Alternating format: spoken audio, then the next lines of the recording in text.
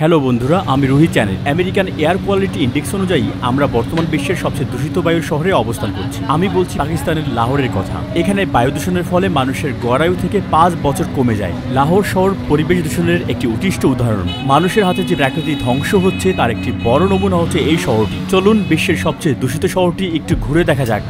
লাহোর পৃথিবীর সবচেয়ে ঘনবসতিপূর্ণ শহরগুলোর মধ্যে একটি। 2011 সালে এসে যার জনসংখ্যা দাঁড়িয়েছে আনুমানিক 14 মিলিয়ন। আমরা দক্ষিণ এশিয়ার প্রাচীনতম বাজার আনারকলি বাজার থেকে আমাদের যাত্রা শুরু করব। আপনি দেখছেন এখানে পার করা মোটরসাইকেলগুলো ধুলোয় ঢেকে গিয়েছে, সবগুলোই। এগুলো এখানে সর্বোচ্চ 1 থেকে 2 ঘন্টা রাখা ছিল। দেখতে পাচ্ছেন ধুলো সরাতে দোকানদাররা অনবরত তাদের দোকান পরিষ্কার করছে। শহরটি যেন ধুলোর নরক। আমরা যখন শ্বাস নেই তখন বুঝতে পারি বাতাসে মৃদু টক গন্ধ বিদ্যমান। এভাবেই আমাদের মাছ প্রতিদিন নোংরা হয়ে যায়। যানবাহনের ডিজেল নির্গমন, কয়লার উঁচু ব্যবহার আর অনিয়ন্ত্রিত কারখানাগুলোর সৃষ্ট অপরিশোধিত বিষাক্ত শিল্প গ্যাস পুরো শহর জুড়ে উঠছে।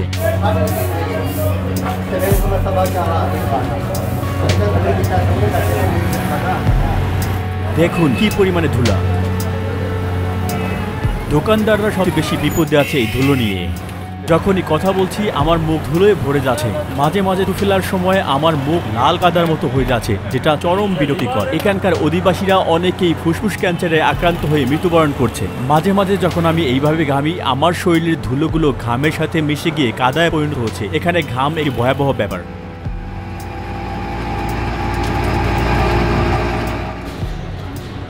আমার চুলের মধ্যে থাকা ধুলো আমার শরীরে পরিণত হওয়া কাদাতে ধুলো আমাকে বিশ্রী আর নোংরা বানিয়ে দেয়।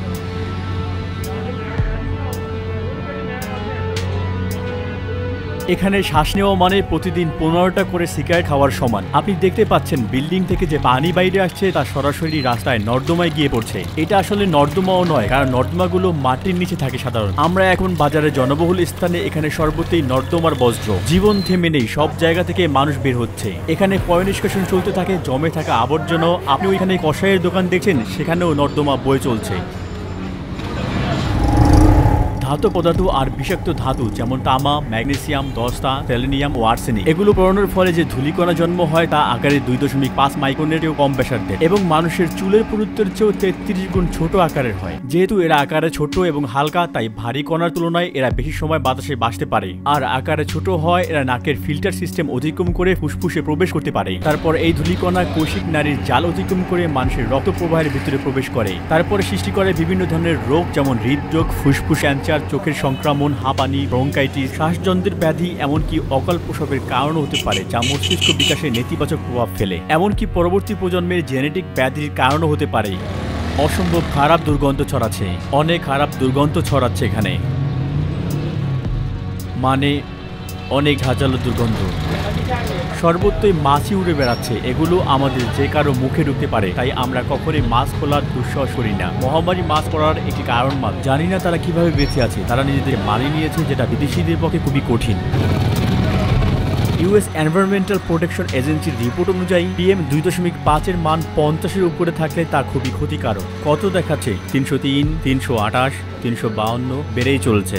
আমাদের পরিমাপ অনুযায়ী লাহোরের এই মানটি সর্বনিম্ন 189 থেকে শুরু হয়েছিল। তাছাড়া আমরা যে মানটি দেখছি তা ছিল 300 এবং কখনো কখনো কিছু নির্দিষ্ট জায়গায় তা 600 পর্যন্ত যেতে দেখেছি। 350, 422, 448। যে নর্দমাটি দেখছেন আমরা ঠিক তার পাশে আছি। নর্দমার চারপাশে গড়ে ওঠা জীবন, সেখানে ব্যাপক কোলাহল।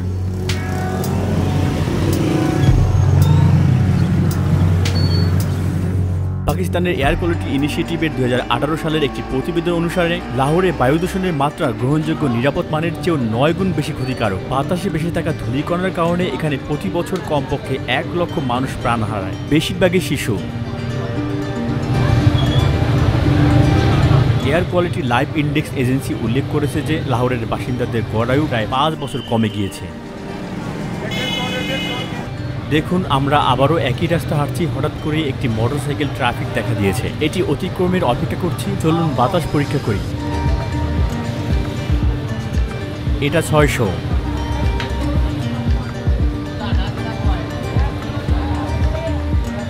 দেখুন, কসাইখানার বন্ধ ঘরের ভিতরে বা ফ্রিজে মাংস রাখার অভ্যাস এখানে নেই।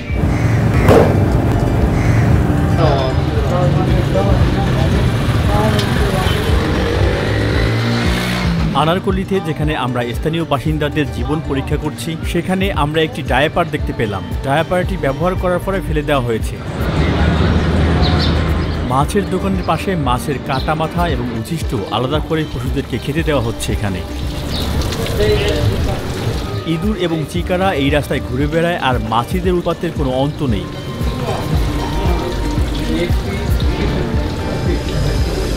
2 থেকে 3 মিটার দূরে অস্বাস্থ্যকর দোকানগুলোতে মাছের আঁশকে ছড়িয়ে পরিষ্কার করা হচ্ছে আর ক্রেতাদের জন্য অপেক্ষা করা হচ্ছে। দেখতে পাচ্ছেন লোকটি মাছের আঁশ পরিষ্কার করে বিক্রির জন্য প্রস্তুত হচ্ছে। চলুন এখান থেকে বের হই, আমার পেট মোচড় দিয়েছে। এখানকার ট্যাপের পানি ও শব্দ দূষণও রয়েছে গ্রহণযোগ্য মাত্রার উপরে। শহরের গাইড বইগুলোতে ট্যাপের পানি দিয়ে দাঁত ব্রাশ না করার পরামর্শ দেওয়া হয়।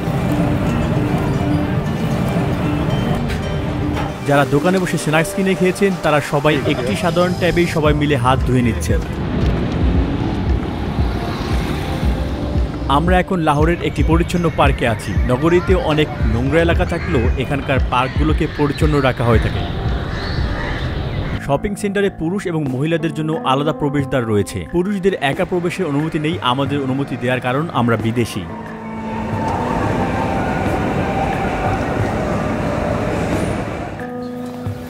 সর্বত্র আবর্জনার স্তূপ, মানুষ এখানেই বাস করছে। রাস্তাঘাট যেন আবর্জনায় পরিপূর্ণ। চলুন হাঁটি, নিচয়ই আরেকটি আবর্জনার স্তূপ দেখতে পাবো। জুম করি, আমার কথা বৃদ্ধ নয়, ওই তো আরেকটি আবর্জনার স্তূপ। পৌরসভার সবচেয়ে বড় সেবা এই আবর্জনার স্তূপ পরিষ্কার করা, যার শেষ কোথায় আমাদের জানা নেই। আমরা আবর্জনায় হারিয়ে গিয়েছি।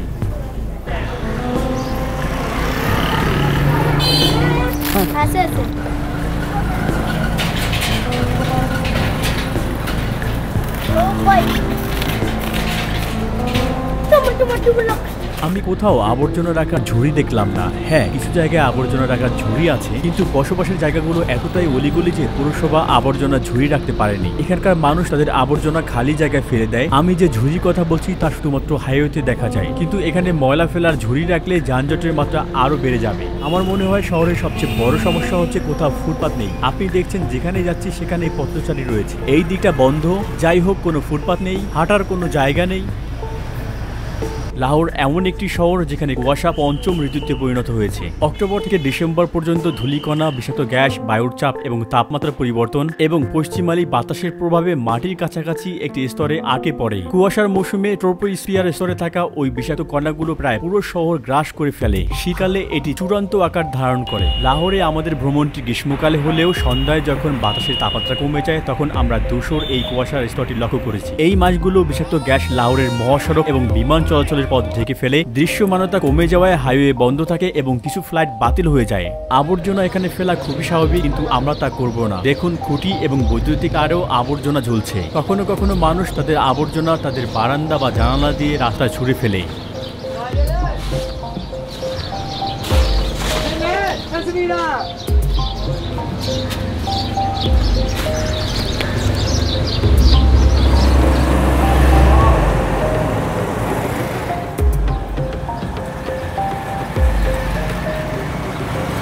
সে মাত্রই আবর্জনা ছড়িয়ে ফেললো। এভাবেই তৈরি হচ্ছে জটলা। আবর্জনা সংগ্রহ করা একটি সাধারণ কাজ। তারা 3 দিন ধরে এইসব ময়লা পরিষ্কার করার চেষ্টা করছে। তারা পানি ছিটিয়ে আবর্জনা ভারী করছে, তারপরে তারা এই ভিজা আবর্জনাগুলো সংগ্রহ করে সমস্ত আবর্জনা ট্রাকে তুলে নিয়ে যাচ্ছে।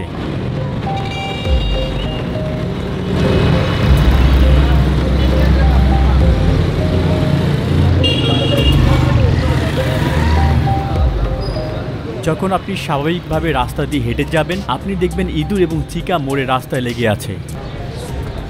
এক সময় পাকিস্তান, ভারত, বাংলাদেশ এবং মায়ানমার নিয়ে গঠিত ঔপনিবেশক ভারত ব্রিটিশদের হাতে শোষিত ছিল এবং অবশেষে বিভক্ত হয়েছিল। বেশিরভাগ মুসলিম জাতি এই ভূখণ্ডে জড়ো হয়েছিল। দেশটি 1947 সালে স্বাধীনতা লাভ করে এবং এর স্থানীয় ভাষা উর্দু, কিন্তু ব্রিটিশ শাসনামলে ইংরেজি দ্বিতীয় সর্বাধিক কথ্য ভাষায় পরিণত হয়। আজও উর্দু ছাড়াও ইংরেজিকেও এদেশের সরকারি ভাষা হিসেবে বিবেচনা করা হয়ে থাকে।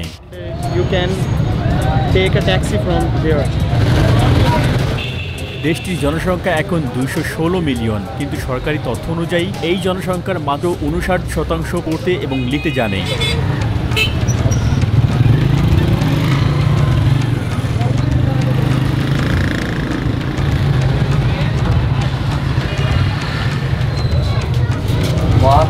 वीडियो बनेंगे। আপনি দেখতে পাচ্ছেন এখানে পথের অধিকার পাওয়া যায় যানবাহনের উপর ভিত্তি করে, পথচারীর উপর নয়। দিনের বেলায় প্রায় সড়ক দুর্ঘটনায় ঝুঁকিতে থাকেন এখানের পথচারীরা। কি চমৎকার একটি জীবন।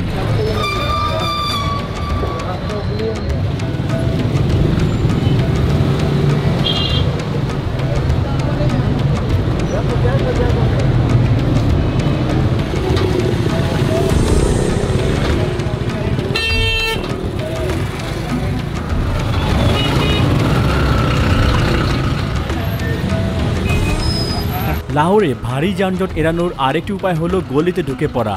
অবশ্য এই গলিগুলো আবর্জনায় ভরা আর হঠাৎ করে গলিতেও বাঁধতে পারে যানজট। কি যানজট? পথচারীদের যানজট। এটি আপনি পরে দেখতে পাবেন।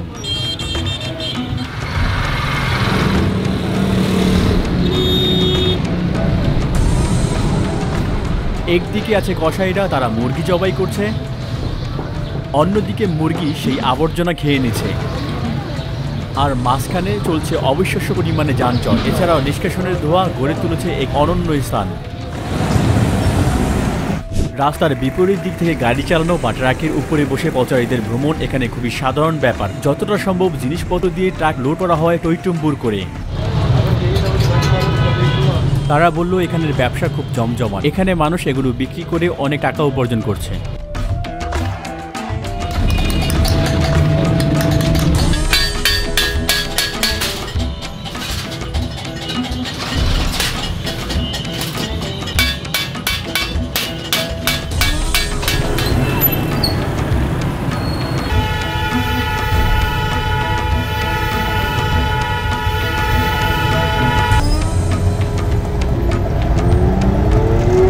শহরের রাস্তার প্রাণী এবং শ্রম খাটানো প্রাণীরা খুবই দুর্বল। গাধাটিকে খুব দুর্বল মনে হচ্ছে। এখানে রাস্তার বিড়ালের সাথে দেখা মিলল। বিড়ালটি গর্ভবতী, তবে আপনি দেখতে পাচ্ছেন এটি খুব দুর্বল।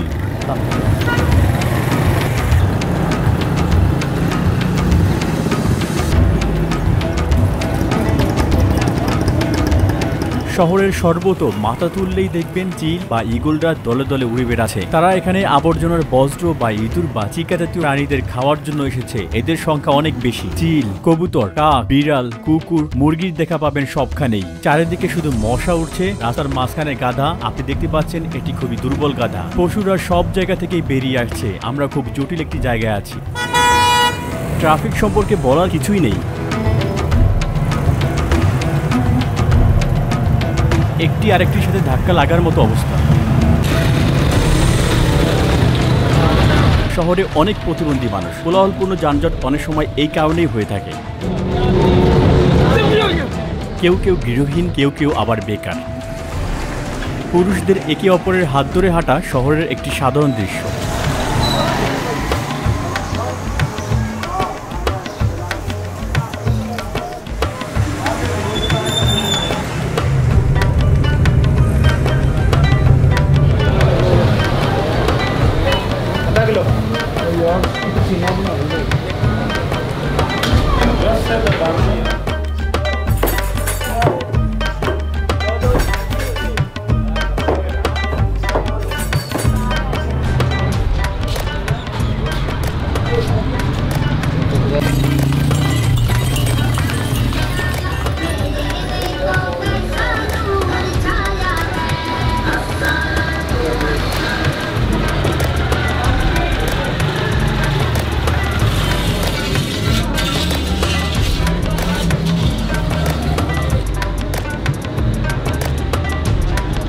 মহামারীর সময় নিঃসন্দেহে ভাইরাস সংক্রমণ ঠেকাতে প্লেট বা গ্লাস শেয়ার করতে নিষেধ করা হয়। তবুও আমরা দেখতে পাই এখানকার লোকেরা একই গ্লাসে পানি পান করছে। কখনো কখনো পানির গ্লাসটি মাটিতে পড়ে যায়, তারা সেটাকে সেখান থেকে উঠিয়ে আগের জায়গায় রেখে দেয়, আবার সেই গ্লাসে পানি পান করে।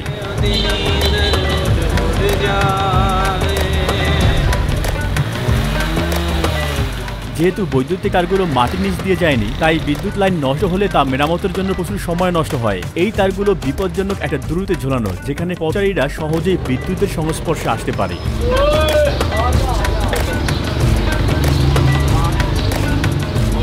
লাহোরে অন্য সবকিছুর চেয়ে বেশি রয়েছে মাজার। আমরা আবারও একটি মাজারের সামনে এসেছি। মানুষ এখানে ফুলের মতো উপহার ঝুলিয়ে দেয়, এটা এখানকার সংস্কৃতি। এমনকি জানুয়ারিতে বাতাসের তাপমাত্রা নিচে নেমে আসে, গড়মান দাঁড়ায় 53.8 ডিগ্রি ফারেনহাইট বা 12.1 ডিগ্রি সেলসিয়াস। এখন লাহোরের দিনের বেলার তাপমাত্রা 100 ডিগ্রি ফারেনহাইট বা 38 ডিগ্রি সেলসিয়াস পর্যন্ত উঠে। বিশৃঙ্খলতায় পড়ে এখানকার মানুষের জীবনে নেমে আসে ধীর গতি। এখানকার মানুষ গরম তাপমাত্রার কারণে বেশিরভাগ সময় খুবই অলসতা ভোগ করে।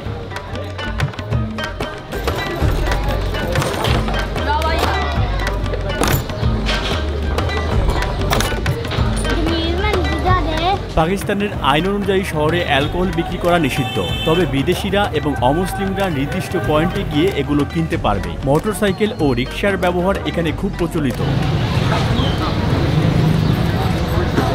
আমার হাত অনেক নোংরা, আমি আমার চোখ স্পর্শ করতে চাই না, কিন্তু আমার চোখের পাতা বারবার ধুলোয় ভরে যাচ্ছে।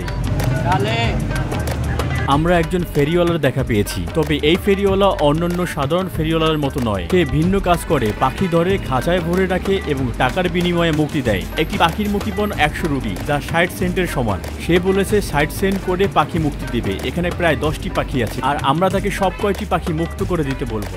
সব পাখি ছেড়ে দাও।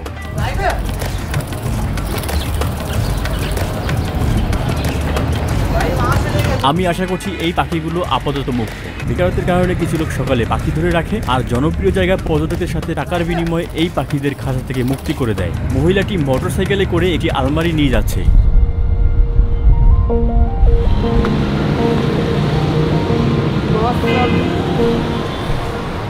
ফাস্টফুড রেস্তোরাঁগুলোর প্রবেশপথে সশস্ত্র নিরাপত্তারক্ষীরা নজরদারি রাখেন সবসময়।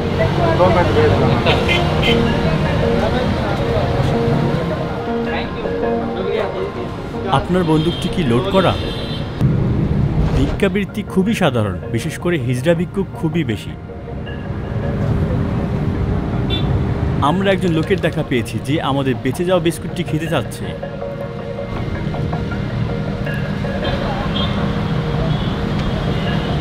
পাকিস্তান পারমাণবিক অস্ত্রে সজ্জিত বিশ্বের 9টি দেশের মধ্যে একটি এবং এই শক্তি অর্জন করা একমাত্র ইসলামী দেশ। কিন্তু আন্তর্জাতিক পরিমণ্ডলে এটিকে অন্যান্য দেশের জন্য হুমকি হিসেবে মনে করা হয় এবং প্রায় মিডিয়ায় নেতিবাচক খবর প্রচার করা হয়, যার ফলে দেশটি বিচ্ছিন্ন হয়ে পড়ে বিশ্ব থেকে এবং মৃত হিসেবে চীনকে আরো কাছাকাছি নিয়ে আসে। এখানকার বেশ কিছু কাঠামো, যেমন অনেকগুলো বাঁধ, সেতু বা বন্দর চীনাদের বানানো এবং সেগুলো সাধারণত বাণিজ্যিক রুট হিসেবে ব্যবহৃত হয়। লাহোরে চীনের পতাকা আঁকানোর দৃশ্য খুব বেশি চোখে পড়ে। লাহোর পাকিস্তানের ফিল্ম ইন্ডাস্ট্রি ললিউডের আবাসস্থল। শহরটি ধারণ করে আসছে সমৃদ্ধ এক ইতিহাসে, যা প্রায় 1000 বছর পুরানো। 16 থেকে 18 শতক পর্যন্ত তুর্কি মঙ্গল বংশোদ্ভূত মুঘল সাম্রাজ্য এই ভূখণ্ড শাসন করেছিল এবং লাহোরকে রাজধানী হিসেবে বেছে নিয়েছিল। মুঘলদের থেকে পাওয়া চিত্তাকর্ষক স্থাপত্যে সজ্জিত এই শহরটি আজকের পাকিস্তানের সবচেয়ে প্রগতিশীল এবং সর্বজনীন বসতি ও ঐতিহাসিক সংস্কৃতি কেন্দ্রে পরিণত হয়েছে।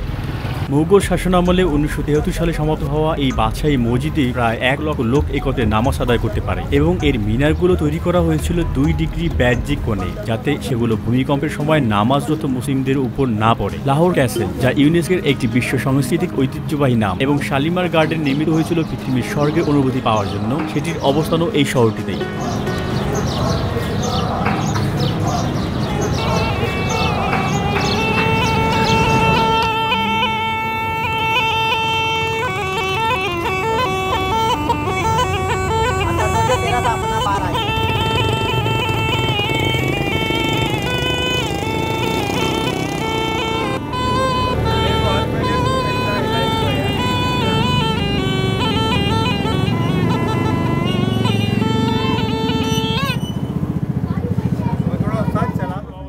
লাহোরের প্রতিটি খালি জায়গায় বাচ্চা এবং তরুণ প্রাপ্তবয়স্কদের ক্রিকেট খেলতে দেখা যায়। ফুটবল, বাস্কেটবল কোনোটাই না, শুধু ক্রিকেট।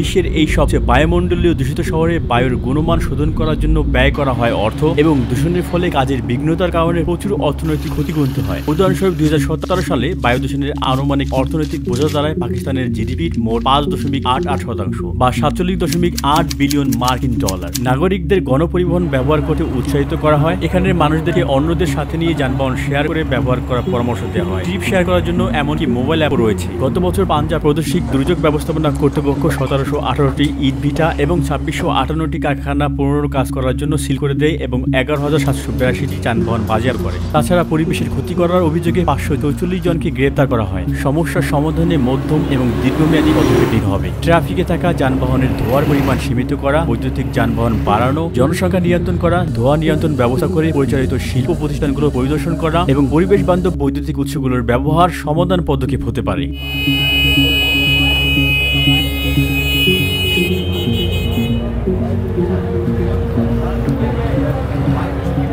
যানবাহনের নিষ্কাশিত ধোঁয়া থেকে নিয়ে কারখানা চিমনি দিয়ে নির্গত বিষাক্ত গ্যাস পর্যন্ত, রাসায়নিক পদার্থ অবিরত পোড়ানো থেকে নিয়ে রিসাইকেল অযোগ্য বজ্র পর্যন্ত, প্রকৃতি, বায়ু, পানি এবং পরিবেশ রক্ষার জন্য আমাদের প্রচেষ্টা আসলে নিজেদের রক্ষা করার একটি প্রয়াস মাত্র। আর এটি করার সর্বোত্তম উপায় হলো পূর্ব থেকেই দূষণ এড়িয়ে চলা। আমি আশা করি এপিসোডটি আপনার পছন্দ হয়েছে এবং নতুন কিছু শিখতে পেরেছি। পরের এপিসোডে দেখা হবে। Bye bye. ভিডিওটি দেখার জন্য ধন্যবাদ। আমি রুহি চ্যানেল। আমি একজন স্বাধীন ডকুমেন্টারি ফিল্ম মেকার এবং আপনার দোরগোড়ায় মূল্যবান তথ্য পৌঁছে দিতে আমি আমার দলের সাথে সারা বিশ্ব ভ্রমণ চালিয়ে যাব। আমরা যে বিষয়গুলি কভার করি সেগুলো বেশিরভাগই বিরল, সেই কারণে প্রক্রিয়াটি অনেক সময় নেয় এবং বাজেটের প্রয়োজন হয়। আপনি যদি রুহি চ্যানেল মিডিয়ার ভ্রমণ এবং প্রযোজনার সাপোর্ট করতে চান, তার জন্য আমরা এখন আমাদের ইউটিউব চ্যানেল জয়েন বোতামটি সক্রিয় করেছি। বিবরণ বাক্সের লিঙ্কটিতে ক্লিক করে আপনি বাজেট সাপোর্ট অপশনটি দেখতে পাবেন। তারপর রুহি চ্যানেল মিডিয়াতে আপনি স্বেচ্ছাসেবক হিসেবে যোগদানের জন্য তাদের মধ্যে একটি নির্বাচন করতে পারেন। এটি আমাদেরকে বিস্তারিত পদ্ধতির স্বাধীন ডকুমেন্টারি তৈরি করা চালিয়ে যেতে এবং প্রযোজনার মান বাড়াতেও আরো বেশি খরচ করতে সাহায্য করবে। আপনার সমর্থনের জন্য ধন্যবাদ। সাথে ছিলাম আমি রুহি চ্যানেল।